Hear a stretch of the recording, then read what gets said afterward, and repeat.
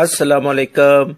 صراط مستقیم چینل میں خوش آمدید۔ تازہ ترین خبریں جاننے کے لیے میرے چینل صراط مستقیم کو سبسکرائب کر لیں، بیل بٹن لازمی پریس کر لیے گا تاکہ جیسی میں کوئی ویڈیو اپلوڈ کروں گا فوری طور پر آپ حضرات کو مل سکے۔ جوازات نے ایک اہم ترین اعلامیہ جاری کیا ہے کہ وہ تمام پرائیویٹ ادارے، چھوٹے مؤسسے یا کفیل اگر کسی ایسے شخص کو ملازمت فراہم کرتے ہیں جو کہ غیر قانونی ہے یا اس کا اقامہ ایکسپائر ہو چکا ہے اور اس سلسلے میں وہ اس سے پیسے بھی وصول کر چکے ہوتے ہیں اور اقامہ اس کا نہیں بنواتے، ایسے تمام کمپنیز اور کفیلوں کے خلاف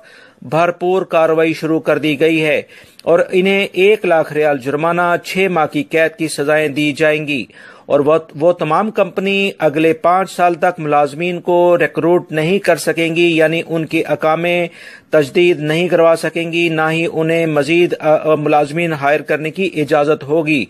اس کمپنی کا مینیجر اور اس کے علاوہ ٹاپ مینجمنٹ پر بھی ایسی سزائیں نافذ کر دی جائیں گی جس کے بعد انہیں ڈپورٹ کر دیا جائے گا۔ جوازات کا مزید کہنا ہے کہ مملکت میں مقیم غیر ملکی غیر قانونی لوگوں کو کسی بھی قسم کی مدد فراہم نہ کریں۔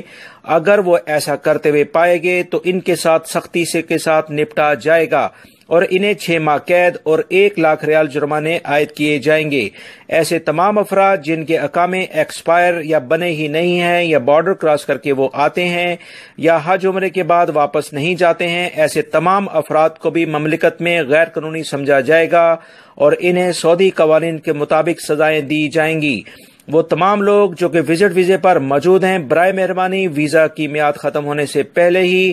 اپنے بلائے گئے وزٹ ویزے والے افراد کو فوری طور پر مملکت سے بھیج دیں، کیونکہ اگر ان کا ویزا ختم ہو گیا اور کسی وجہ سے وہ نہ جا سکے تو ایسے تمام افراد کو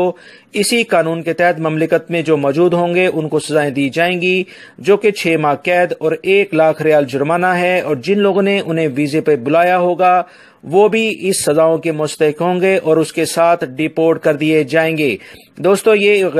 جوازات کا ایک اہم ترین اعلامیہ ابھی جاری ہوا ہے جو کہ میں نے آپ سے فوری طور پر شیئر کر دیا ہے۔ امید کرتا ہوں اس ویڈیو کو اپنے دوسرے دوستوں سے بھی شیئر کریں گے تاکہ جو وہ تمام افراد اس اہم ترین جو جوازات نے اعلامیہ جاری کیا ہے اس سے باخبر ہو جائیں۔